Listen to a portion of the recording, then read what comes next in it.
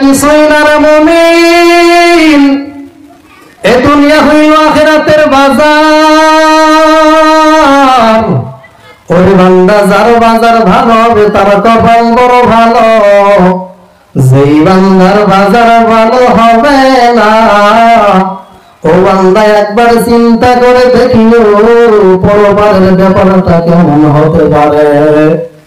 মুসলমান ইমানদার ভাই, আল্লাহ পাক রব্বুল আলামিন পবিত্র কালামুল্লাহ কোরআনের মধ্যে জানায়া দেন, ইয়া ইবাদিয়াল্লাযীনা আমানু ইন্না আরদি ওয়াসিআতুন ফাইয়ায়া ফা'বুদুন।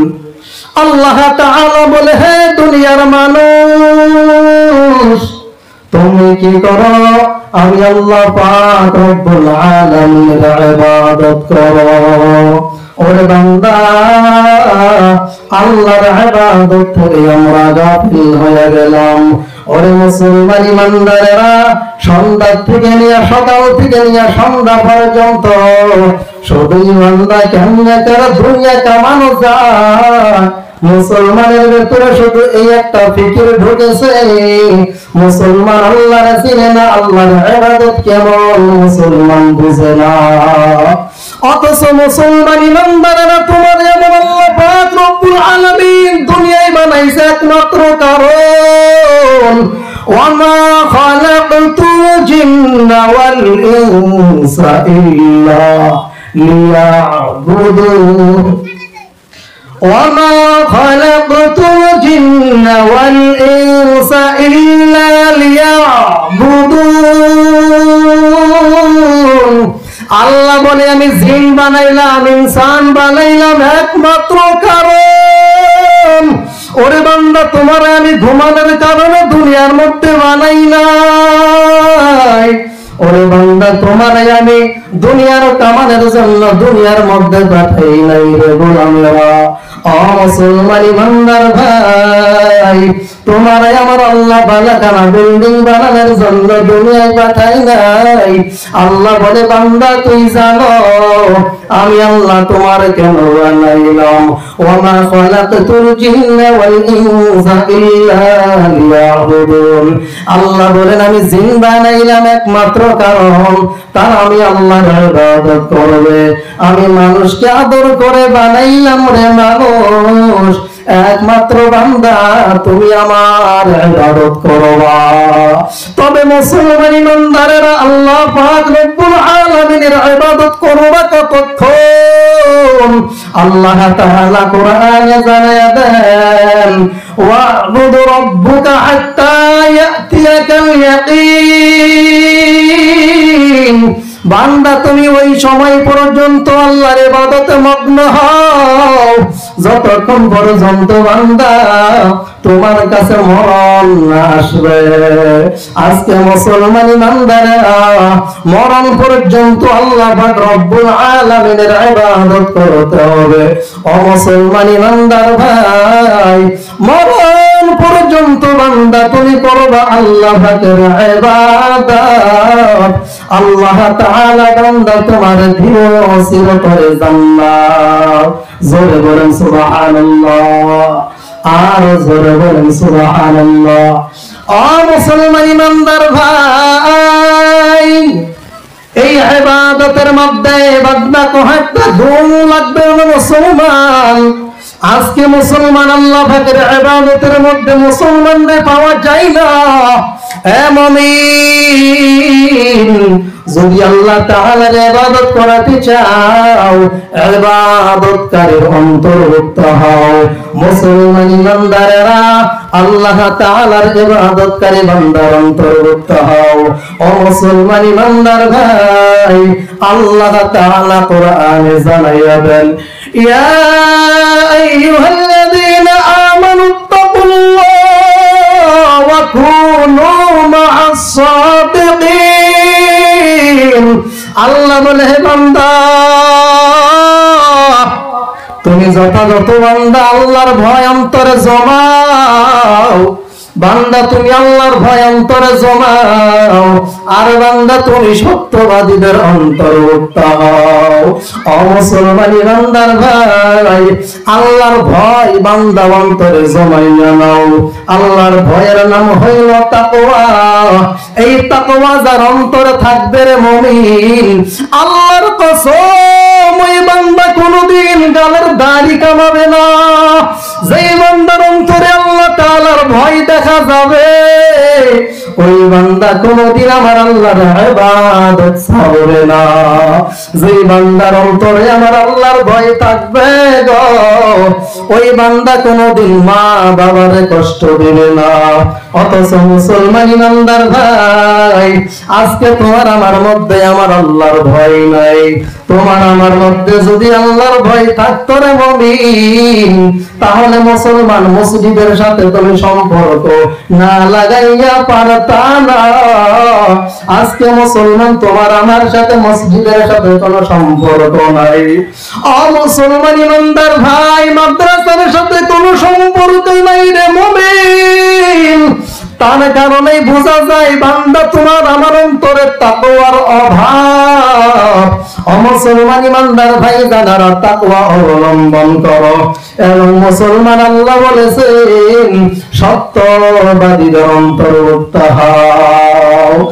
মুসলমান দুনিয়ার মধ্যে কাকে বলবেন কে সত্যবাদী? মুসলমান ইমানদার মুমিন। সত্যবাদী বান্দা কোথায় পাইবা? সারা দুনিয়া যে মিথ্যা, আল্লাহর কোরআন হইল সাক্ষী। মুসলমান ইমানদারেরা সারা দুনিয়া যে মিথ্যাবাদী দুনিয়ারে মুমিন, সারা দুনিয়াতে মিথ্যাবাদী দুনিয়া, তার এক নাম্বার দলিল হইল আল মালু ওয়াল বানুনা যিনাতুল হায়াতিদ দুনিয়া ওয়াল বাকিয়াতুস সালিহাতু খায়রুন ইনদা রাব্বিকা তাওয়াবান ওয়া খায়রুন আমালা। মুসলমান ইমানদার ভাই, সারা দুনিয়া হইল মিথ্যাবাদী দুনিয়া গো ভাই। এই দুনিয়ার মায়া মোহে পড়া যাবে না। মুসলমান উলামায়ে কিরাম বলেন, হে দুনিয়ার মানুষ, দুনিয়ার জমিনের মধ্যে থেকে দুইটা জিনিস থেকে বান্দা সাবধান। এক নাম্বার হইল বান্দা দুনিয়ার মায়া মোহের থেকে তুমি বান্দা বাঁচো। দুনিয়ার যত মালামাল আছে রে মুমিন, এই দুনিয়ার মালামাল থেকে নিজেরে বাঁচাও। দুনিয়ার মালামালের মহব্বতে পড়া যাবে না। দ্বিতীয় নাম্বার হইল বান্দা তোমার ছেলে সন্তান পরিবারের মায়া মোহে পড়া যাবে না। মুসলমান ইমানদার ভাই, যদি মুসলমান দুনিয়ার মায়ায় পড়ে গেল, আর যদি মুমিন ছেলে সন্তানের মায়ায় পড়ে গেল, হে মুমিন, আল্লাহ তাআলার ভুলে যাইবা কোনো ধরনের সন্দেহ নাই। আর আল্লাহ তাআলা বলেন, বান্দা আল্লাহর ভয় কর আর সত্যবাদীদের অন্তর্ভুক্ত হও। মুসলমান ইমানদারেরা দুনিয়ার অন্তর্ভুক্ত হইও না। ওরে বান্দা, তোমার পরিবার পরিজন ছেলে সন্তানদের অন্তর্ভুক্ত হইও না। কারণ মুসলমান জানা রয়েছে, হে মুমিন ভাই, যতক্ষণ মুসলমান ছেলে সন্তান স্ত্রী পরিবার নিজের পরিয়ালকে সাজাইতে গিয়া বান্দা আল্লাহর ইবাদত করার সুযোগ পাই না রে মুমিন, মায়ার নবীর আদর্শ মানার সুযোগ নাই। আজকে মুসলমানদের দেখা যায় নিজের সংসার শান্তিতে সাজাইতে গিয়া মুসলমান আল্লাহরে ভুলে গেল। মুসলমান আল্লাহ তাআলার নবীর আদর্শ ভুলিয়া গেছে। ওই কারণে আল্লাহ বলেন, বান্দা দুনিয়ার অন্তর্ভুক্ত হবি না। যারা দুনিয়ার পাগল তাদের অন্তর্ভুক্ত হইও না। মুমিন যারা তোমাদেরকে পায়ে হাত রেখে ডাকে, বান্দা আয় আয় আয়, আল্লাহ তাআলার পথের দিকে বান্দা আয়। মুসলমান আল্লাহর পথের দিকে আসো। মুসলমান মায়ার নবীর রাস্তার দিকে আসো রে বাবা। দুনিয়ার কোন প্রতিবন্ধা তোরে জাহান্নামের আগুন থেকে বাঁচাইতে পারবে না। হে মুমিন, দুনিয়ার ভালো ভালোবাসা তোমাকে জাহান্নাম থেকে বাঁচাইতে পারবে না। এ মুসলমান, তোমাকে দুনিয়ার ছেলে সন্তানের মায়া মহব্বতে বান্দা তোমারে জাহান্নাম থেকে বাঁচাইতে পারবে না।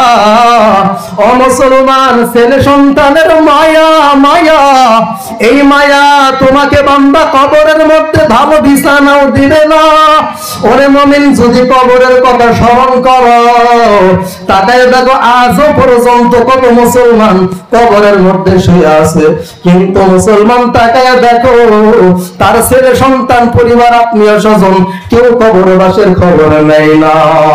ও মুসলমান ইমানদার ভাই, আল্লাহর চেনো, কবরকে ভয় করো।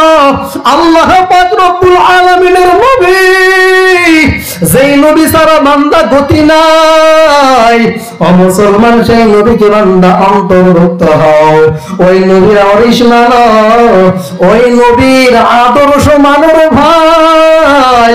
আমার নবী বলেন, আকসিরু মিন যিকরি হাদিমিল লাযযাত, দুনিয়ার আমোদ প্রমোদ সব কিছুই ধ্বংসকারীর উম্মত, এই দুনিয়ার আমোদ প্রমোদের দিকে যাইও না। বান্দা এমন একটা দিকের দিকে বান্দা রওনা হইব। ও বান্দা, কবরের কথা স্মরণ করো, হাসরের ময়দানের চিত্রের কথা বান্দা অনুসরণ করো। ওরে মুসলমান, আল্লাহ তাআলার নবী আমাদেরকে এমন একটা নিদর্শন তুলে দিয়ে গেলেন, বান্দা যদি তুমি এই নিদর্শন মানতে পারো, বান্দা দুনিয়ার মায়া মহব্বত থেকে তুমি বাঁচতে পারবা। কেমন নীতি নিদর্শন জানো রে ভাই?